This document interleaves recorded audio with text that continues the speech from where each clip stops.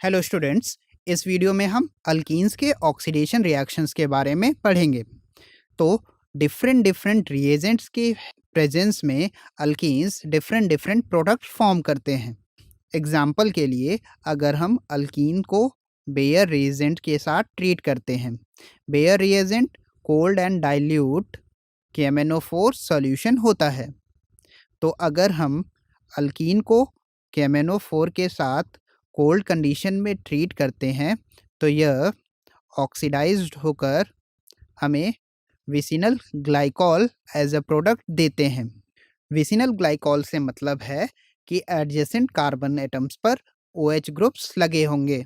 इस केस में OH group का एडिशन एक तरह से सिन एडिशन होता है, यानी कि दोनों OH ग्रुप सेम डायरेक्शन से अटैच होते हैं। वहीं एग्जाम्पल के लिए अगर हम इथीन की reaction cold and dilute KMnO4 के साथ कराते हैं तो यह हमें इथेन 1,2 डाइऑल या फिर कहें ग्लाइकॉल एज अ प्रोडक्ट देता है। वहीं अगर हम प्रोपीन की reaction cold and dilute KMnO4 के साथ कराएं तो यह हमें propane 1,2 diol as a product देगा। यहाँ पर आप हमेशा ध्यान रखिएगा कि दोनों OH ग्रुप सेम डायरेक्शन से लगेंगे, यानी कि या तो दोनों OH ग्रुप प्लेन से बाहर की तरफ से आते हुए होंगे या फिर दोनों प्लेन से अंदर की तरफ होंगे, जैसा कि यहाँ पर हमने दिखा रखा है। इस रिएक्शन का एक एडवांटेज यह भी होता है कि इसे हम ऑर्गेनिक कंपाउंड में अनसैचुरेशन या फिर कहें पाई बॉन्ड के टेस्ट के लिए भी यूज़ कर सकते हैं।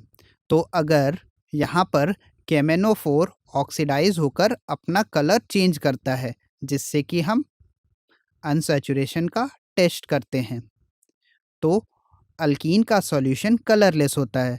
अगर हम इसमें बेयर्स रिएजेंट या फिर कहें कोल्ड एंड डाइल्यूट KMnO4 को ऐड करते हैं तो यह ऐड करने पर तुरंत ही पिंक कलर का हो जाता है, लेकिन कुछ समय के बाद पिंक कलर डिसअपीयर हो जाता है। ऐसा इसलिए होता है क्योंकि KMnO4 यहाँ पर रिड्यूस हो जाता है और MnO2 बनाता है, जिससे कि KMnO4 का पिंक कलर डिसअपीयर हो जाता है। वहीं अगर हम अल्कीन की रिएक्शन कंसंट्रेटेड और हॉट KMnO4 के साथ कराते हैं तो ये कार्बन कार्बन के बीच के डबल बॉन्ड को ब्रेक कर कर हमें carboxylic acid as a product देते हैं। जैसा कि आप यहाँ पर देख सकते हैं कि ब्यूटीन की KMnO4 के साथ रिएक्शन कराने पर हमें इथेनोइक एसिड के 2 मॉलिक्यूल मिलते हैं।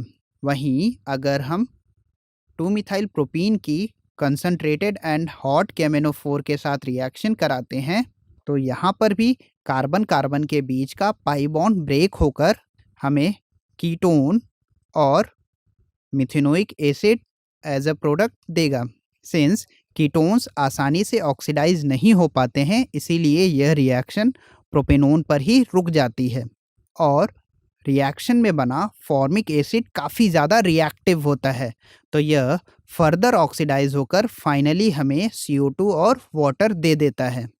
तो अगर हम अल्कीन्स की हॉट एंड कंसंट्रेटेड KMnO4 के साथ रिएक्शन कराते हैं तो हमें प्रोडक्ट बनाने के लिए कार्बन कार्बन के बीच के पाई बॉन्ड को ब्रेक करना है और वहाँ पर डबल बॉन्ड ऑक्सीजन लगाना है।